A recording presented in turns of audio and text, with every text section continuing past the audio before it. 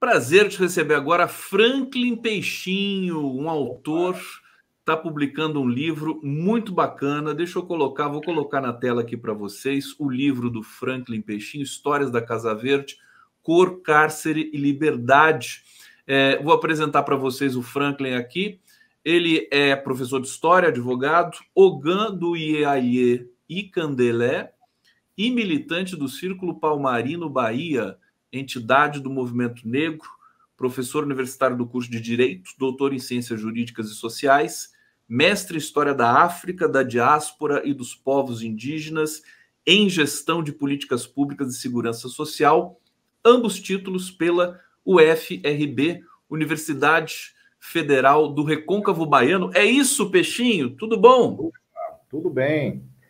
E aí, Conde, quero inicialmente saudar todos os telespectadores aqui que estão nos acompanhando, a galera pela internet, né, o 11 News. Estava acompanhando também o debate antes com a Flávia, importantíssimo, né, estar debatendo na atualidade as fake news, as falsas notícias, né? E aí a gente pensa que é um fenômeno atual, mas na briga pelo poder político, sempre esteve presente a circulação das conspirações, das falsas notícias. Isso me remeteu a uma obra do Miguel Llosa, né? A Guerra do Fim do Mundo, que tem uma parte que ele narra essas conspirações ali na época. É um livro de literatura ficcional, mas que vai abordar, tem uma parte que ele aborda essas falsas notícias e no âmbito atual, né, no contexto atual, importantíssimo a gente não confundir liberdade de expressão com abuso de direito, né? E isso tem uma importância significativa quando nós falamos da depuração da qualidade da democracia no que a gente está brigando, né? A gente viveu um processo um processo bem trágico, por assim dizer, dentro da democracia brasileira, anteriormente, com a ascensão do fascismo no Brasil, e que não morreu, ele está lá incubado, e a gente tem um trabalho muito sério para superar esse estado de coisas que está lá incubado, né? E as fake news, o combate às fake news, o combate às fake notícias é de extrema importância, né? Sim, perfeitamente. Conde. Aliás, Peixinho, eu acho que o fascismo ele nunca morre, né? Enfim, é lamentável ter de dizer isso, mas ele sempre fica ali incubado, de fato, aguardando o momento para reaparecer, né? Nós não temos vacina para isso, né? Me parece que é um corolário da atividade simbólica do ser humano. Nós vamos conversar sobre tudo isso, sobre o seu livro. Sim. Perguntar primeiro para você, por acaso você tem uma luz aí no seu estúdio, que eu achei que ficou um pouco escuro. Se você tiver alguma luz para a gente poder... Vamos ver, já melhorou um pouco. Acho que você mexeu aí, já melhorou um pouquinho.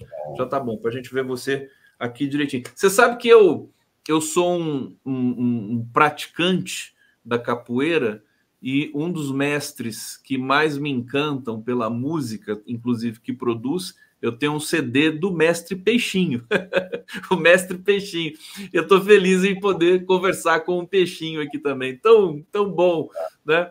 A gente ter essas conexões simbólicas assim, né? Você conhece o mestre Peixinho? Já ouvi falar no âmbito da capoeira, né? Que também é um símbolo de resistência do nosso povo, né?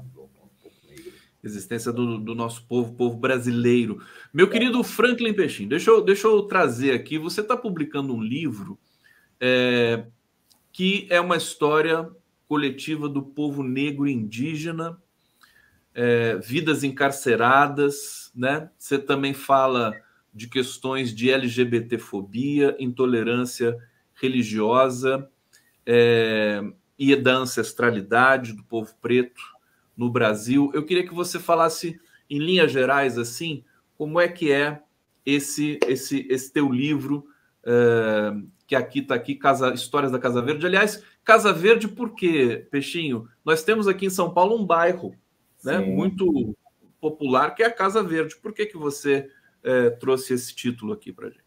Esse livro ele foi lançado na última Flip, pela editora Mondro, né? Agora, em 2023, a gente fez o lançamento lá. E Casa Verde, na verdade, é uma referência à obra O Alienista, de Machado de Assis, né? Simão Bacamarte, né? De repente começa a encarcerar todo mundo no hospital psiquiátrico e fazendo um paralelo com o que a gente vive no Brasil. O Brasil é o terceiro país que mais encarcera no mundo, né? E todo o processo de encarceramento ela tem um recorte racial aqui no Brasil. Inexoravelmente, a gente não pode falar de encarceramento em massa sem trazer a reflexão racial. Esse livro é uma novela literária, né, tal como a obra O Alienista, de Machado de Assis, e ele foi desenvolvido na época que eu estava no mestrado em História da África, lá na UFRB, aqui no nosso recôncavo da Bahia, na cidade de Cachoeira. Lá eu optei por desenvolver um paradidático, uma obra literária, para dialogar com os meus alunos do cárcere do sistema prisional baiano, né? Enfocando em história da África, da diáspora, dos povos indígenas, através de uma narrativa literária. Então, aqui a gente traz um trabalho de debate interseccional, porque não há como você falar sobre as opressões no Brasil somente por um viés de classe. Classe, raça, gênero, sexualidade, todos esses pontos de opressões se encontram no cárcere, e que é um local de invisibilidade. A sociedade, ela pauta pelo discurso punitivista, não, nós temos que encarcerar, nós temos que, se possível, matar, bandido bom, bandido morto, e não é bem assim, né? Tem alguns bandidos aí que nós sabemos, né? E se aplicasse essa máxima em relação a eles, não estariam nem concorrendo, nem inelegíveis. Mas, enfim, né? Não estariam nem pensando em concorrer às eleições. Mas eu trago nessa obra literária, que foi publicada pela Mondro, essa discussão do ponto de vista literário, passando pela LGBTfobia, tem a personagem Babalu Lamborghini, que é uma mulher trans, né, também candomblessista, e enfocando em todos os aspectos que nos remontam do ponto de vista como um povo negro, como um povo indígena, né, a oralidade, a contação de histórias, a herança indígena, a questão da violência que marcou o nosso processo de colonização. A colonização é um processo violento, né? Então, ela está presente nessas linhas, mas não também do ponto de vista de nos colocar dentro da historiografia como um povo que foi massacrado, escravizado, mas também trazer outros elementos que a historiografia, que a literatura, ela invisibiliza, né? Então, por exemplo, Machado de Assis foi embranquecido, né? Cruz de Souza, a gente vai debater em literatura com os nossos alunos, a galera não conhece. Carolina de Jesus, então revisitar as mulheres negras, os homens negros que fizeram a literatura, a arte, a cultura, o geógrafo Milton Santos, por exemplo. Então, essa obra ela é um ponto de abertura para esse debate no campo das ciências. Então, ela é aberta para você trabalhar literatura, trabalhar história, trabalhar geografia, trabalhar poesia, a partir de referenciais do nosso povo, né? Como você colocou, você trouxe assim, eu sempre digo, você é mestre, você é doutor, você é professor, você é Ogã, sou Ogã, do Ilê Axé em Candelê, uma casa de axé aqui na Bahia, em Mapele, liderada pelo Babalorixá Ticundelê de Oxum, né, pai Edésio, que é o meu pai de santo, mas nenhum desses títulos que você listou aí, que sempre listam para nos apresentar, eles nos blindam do racismo que nós vivenciamos, né? Então, é importante, sempre digo isso, é importante, a gente luta por ocupação de espaço na academia, ocupação de espaço no poder político, e diversos espaços, né, para poder combater o racismo, porque o racismo, ele não é somente você chamar alguém de macaco, é também uma luta para poder combater espaços de poder ocupado pelos opressores, né? Porque são essas pessoas que têm o poder de morte e de vida sobre nossas vidas, sobre a vida de povos negros, sobre a vida de povos indígenas. Então, eu faço essa sempre ressalva. Apesar de ser professor, advogado, não sei o quê, nada disso tem a menor importância quando o racismo foca em mim. Claro. Dizer, meu irmão, aqui nesse lugar é lá. Mas é que é a sua atividade, a sua profissão também, né? Você é um professor, você atua nessa área, evidentemente que você tem essa vertente, né, do artista, do escritor, e eu acho isso que é uma coisa fantástica, aliás, você conjugar essas duas atividades. Eu estou lembrando aqui, enquanto você estava falando, que o branco brasileiro, os brancos, eles acham que são brancos, né? E no Brasil, quer dizer, esses brancos, quando vão para a Europa, eles não são brancos, são latinos, né? O brasileiro, se você pegar todo o conjunto, né, étnico do país, misturado ou não, ele vai ser taxado nesse mundo, aspas, ideal, branco, ocidentalizado, né? Vai ser considerado de segunda classe, né? Como os latinos mexicanos que vão para os Estados Unidos. O brasileiro é esse. Então, ele aqui no Brasil, ele posa de branco, e na verdade também tem essas coisas. Você acha que eu estou falando algum abuso aqui? Estou fazendo algum abuso dessa classificação? Porque a gente sabe que dentro do próprio Brasil, Peixinho, por exemplo, quem é considerado branco numa certa região não é em outra, né? Enfim, a gente tem toda essa complexidade aí das classificações e das autoatribuições. Por exemplo, já vou te fazer uma pergunta objetiva. O último levantamento do IBGE trouxe que o Brasil, pela primeira vez, se coloca majoritariamente negro, pela autodenominação dos pardos. Eu acho pardo uma classificação problemática do ponto de vista racial. Eu queria te ouvir um pouquinho sobre isso antes da gente voltar para o teu livro. Veja bem, a percepção que a gente tem do racismo no Brasil, claro que ela não pode ser comparada à percepção do racismo nos Estados Unidos e na Europa. Né? Nos Estados Unidos, por exemplo, Jim Crow Laws, as políticas bem estabelecidas, né? Estabelece qual local do negro, qual local do branco, e alguns estados norte-americanos, pessoas negras não poderiam casar com pessoas brancas. Né? O Brasil, nós vamos ter o mito da democracia racial, cunhado lá por Gilberto Freire, né? Que vai dizer que no Brasil não existe racismo por conta desse entrecruzamento de raças, etc. E até mesmo isso dificultou a nossa percepção em termos de identidade. Né? Então, aqui na Bahia, eu sou da Bahia. Né? Eu ouvi durante a minha infância toda que eu não sou homem negro, né? Eu sou moreno, eu sou isso, aquilo, outro, sou Cabo Verde. E essa construção, mas, por exemplo, nos espaços da branquitude, espaços racistas da branquitude, eu não sou aceito. Né? Então, essa percepção construída pelo movimento negro. Quem é negro no Brasil? Negro no Brasil são as pessoas de cor, são negros de cor preta e de cor parda. Né? É uma questão de autodeclaração, de identificação, e que viabiliza, por exemplo, políticas públicas. E, por outro lado, combate a ideia também da democracia racial. No Brasil não existe conflitos raciais, porque já foram resolvidos por conta desse entrecruzamento de raças. Certo que nós tivemos, na verdade, Conde, um aumento de pessoas que se autodeclararam negras. Né? Pessoas negras no Brasil corresponde a 56%.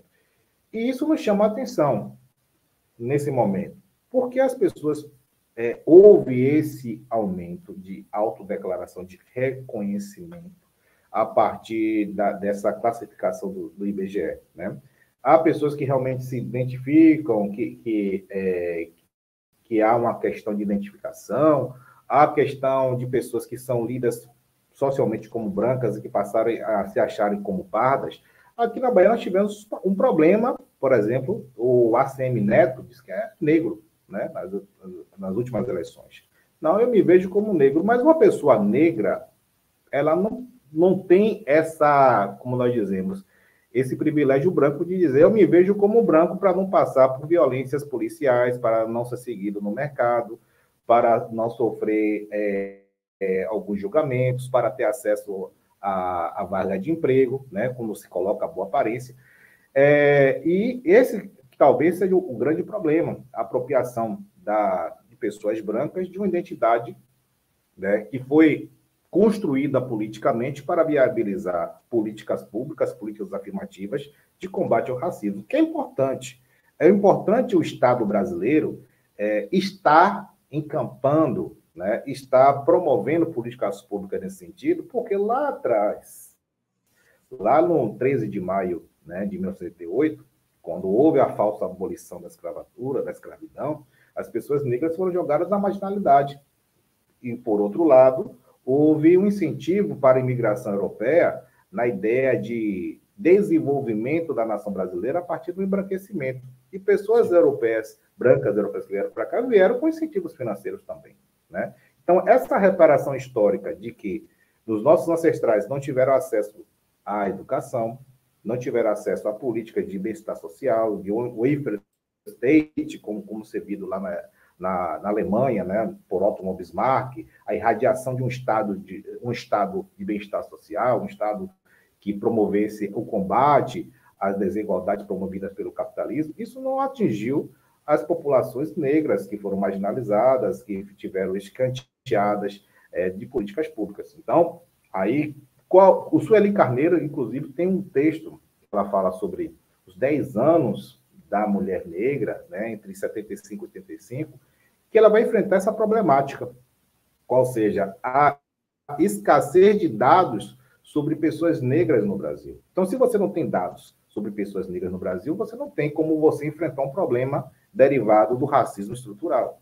Você não tem como enfrentar problemas com relação às desigualdades materiais.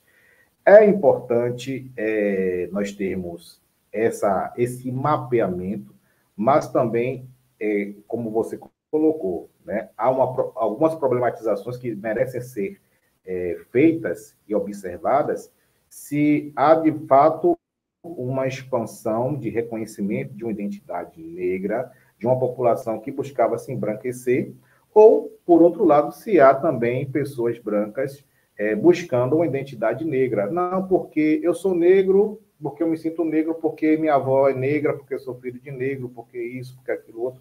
Mas, beleza, aqui o Brasil não é, o racismo não é por sangue, né? Não se institui por sangue como nos Estados Unidos. É o racismo de marca, pelo fenótipo. Então, pelo fenótipo, você é excluído de espaços sociais, excluído no mercado de trabalho, você é abordado de uma forma diferente pela polícia, pela estrutura de segurança pública, isso por conta do fenótipo, né? Então, eu acho muito importante, né, essa expansão e, sobretudo, no contexto que nós estamos vivendo hoje no Brasil, com suas críticas que nós fazemos, mas em termos de estrutura de governo, mas importantíssimo porque nós não temos uma estrutura fascista que nega esta realidade problemática histórica com relação às questões raciais no Brasil, como nós tivemos no governo outrora do Bolsonaro. Perfeitamente. Franklin Peixinho aqui no 11 News. Deixa eu trazer aqui comentários do nosso público. Aurélio Galvão, parabenizando aqui o Franklin pelo livro. Parabéns pela obra, doutor. Maria Lúcia Vissoto Paiva está dizendo o seguinte: viu uma estatística sobre mortos pelas polícias perturbadoras. Os estados campeões são Amapá, Bahia e Rio de Janeiro. Primeiro, segundo, terceiro lugar nesse ranking vergonhoso. Até quando teremos que suportar isso? Eu vou aproveitar aqui para colocar eu coloquei no bate-papo, tá? Para quem quiser adquirir o livro do Peixinho, tá aqui, editoramondru.com. O link é muito grande para vocês copiarem, por isso eu coloquei no bate-papo e vocês podem clicar e vão ser direcionados diretamente para a editora. Como eu prometi para a Flávia, tá aqui o Twitter da Flávia Lefebvre, também coloquei no bate-papo para vocês. E o Marcelo Luiz Alves está dizendo aqui: sou afrodescendente de pele branca. Obrigado, Marcelo. Ô, Peixinho, eu queria que você falasse do teu livro. Você situa as ações do teu livro na penitenciária Lemos de Brito, no estado da Bahia. Quem são os personagens e como é que você estruturou essa obra, porque é uma obra ficcional, né? Isso. É uma obra ficcional, né? Ela é enredada dentro da penitenciária Lemos de Brito, né? nós temos alguns personagens. A história, ela não gira em torno de um personagem, mas de um grupo, né? Resgatando a própria concepção quilombista de vivência do todo, da nossa vivência como povo negro e também de vivência como povo indígena. A história, se a gente vai pegar para poder entender a cosmovisão dos povos originários, ou de povos de santo, dos povos quilombolas, nós vamos ver que a nossa existência é coletiva, não é uma existência individual. Eu costumo até dizer, a glória do caçador, sou filho de Oxóssi, né? A glória do caçador não é caçar para si, é caçar para a aldeia, é trazer alegria para a aldeia, né? Então, com esse livro, o Histórias da Casa Verde, ele vai estar dividido em alguns capítulos, né? Se passa dentro da penitenciária Lemos de Brito, e traz dentro dos relatos ficcionais, né? São 6 capítulos, alguns pontos que eu busquei problematizar, né? Por exemplo, a opressão de classe, também trazido com a questão de raça, questões relacionadas, por exemplo, à identidade, né, de gênero e à orientação sexual na figura de Babalu Lamborghini, e, por outro lado, o racismo religioso que se vive dentro, de forma bem tensionada dentro da prisão. Porque, por exemplo, a ação de algumas igrejas neopentecostais, né, que vão para dentro das prisões fazer racismo religioso mesmo, né? Dizer que o culto de matriz africana é de origem demoníaca, quando eu sou de Axé, né? Sou Ogã há 21 anos, quando a gente na nossa religião não existe demônio, é uma figura cristã, o demônio é cristão. Então, há esse racismo religioso, essa pregação, a obra mesmo do Edir Macedo, Caboclos, Orixás e Demônios, que é uma obra criminosa, ela é criminosa, ela é distribuída nas prisões. Então, quando você chega lá, um presídio negro na Bahia, né, com pessoas negras, e a expressão do racismo estrutural na punição na sua cara, pessoas que vêm de bairros populares, como Liberdade, Engenho Velho da Federação, Engenho Velho de Brotas, que são quilombos urbanos, bairros que se formaram a partir de quilombos, onde tem os grandes terreiros mais históricos da Bahia, né, Gantuá, terreiros de Bogum, Nizimboiá, etc. Aí há pessoas lá dessas comunidades e que não podem expressar livremente a sua religião porque são atacadas diretamente por essas denominações neopentecostais, né? Que, além de ser criminosa, porque eu digo criminosa porque cometem crime de racismo mesmo, a injúria racial, né? Então, esse é um ponto que eu trago, por exemplo, eu vou falar sobre a fuga de Babalu Lamborghini, né? Misturando um pouco, trazendo um pouco dessa discussão sobre a questão de orientação sexual e o feitiço que se é feito em cima do homem negro, o homem negro que deve ser aquele homem que corresponde sexualmente, que tem um falo grande, etc. E nós não podemos ser gays, nós não podemos ser bissexuais. Tem mais essa, né? A figura do homem negro tem que estar encarnada na figura do homem hétero, top, o cara que chega, né? Enfim. E essa é uma discussão também que desemboca na própria discussão que Lélia Gonzalez faz. Né? Então, essa obra ela abre para várias discussões. Lélia Gonzalez faz sobre a sexualização da mulher negra no Brasil. Né? A mulata tipo exportação, a mulher a mulher negra da cor do pecado.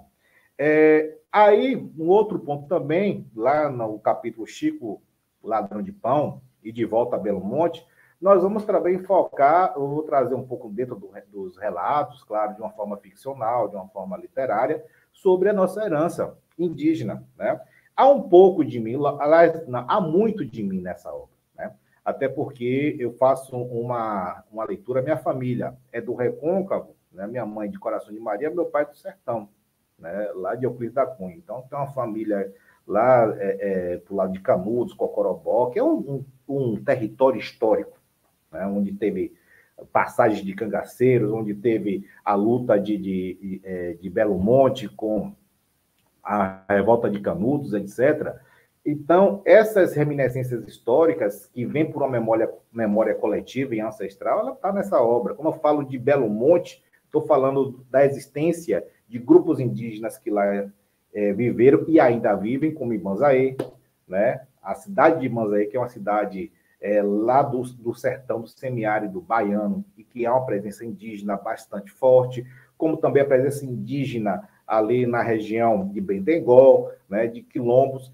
Essas existências que nascem, como eu falei, de uma memória coletiva, de uma memória ancestral e histórica, ela está presente nesses capítulos. São 6 capítulos que eu vou falando de uma narrativa dentro da prisão, de um encarceramento de pessoas negras, que há a figura da mãe evangélica que vai lá, há também a Dona Esmeralda, que é uma mãe de santo, que é a mãe de Babalu Lamborghini, que se envolve com um homem hétero, né? Aí tem uma trama, ela se envolve com um homem hétero, e esse homem hétero, supostamente hétero, não assume essa relação, porque é casado com a mulher, tem uma relação padrão, e aí vai desembocar numa trama que Sarará, que é o algoz da prisão, um preso que explora o comércio de bolas, de fábrica de bolas na prisão, e explora outros presos, né, simbolizando o sistema capitalista.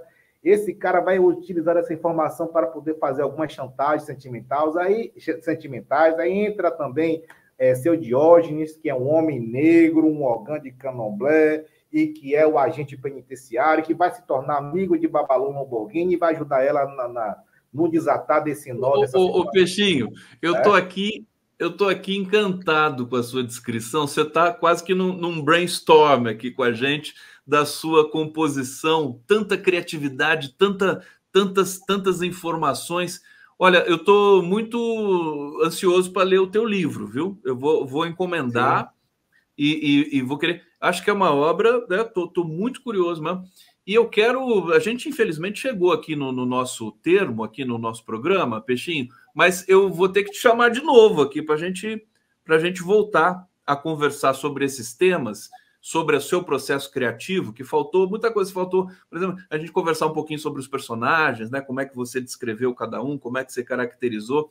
Olha lá o sorriso do Peixinho aqui. Muito bom ter você aqui no 11 News. Eu quero agradecer todo mundo que nos acompanhou. Mais uma vez aqui o livro do Franklin Peixinho, Histórias da Casa Verde, Cor, Cárcere e Liberdade. A capa ficou maravilhosa. Acho que é do Jefferson, está aqui a ficha técnica do livro, né? Jefferson Barbosa, ficou muito bonita. Como é que é o nome dessa arte aqui? Esqueci a técnica. Xilogravura, né? É uma xilogravura. Inspirada nos ideogramas dos andicras africanos, né? Que são ideogramas de origem iorubá, e também que está dentro do livro. Tem algumas. Há esse diálogo semiótico.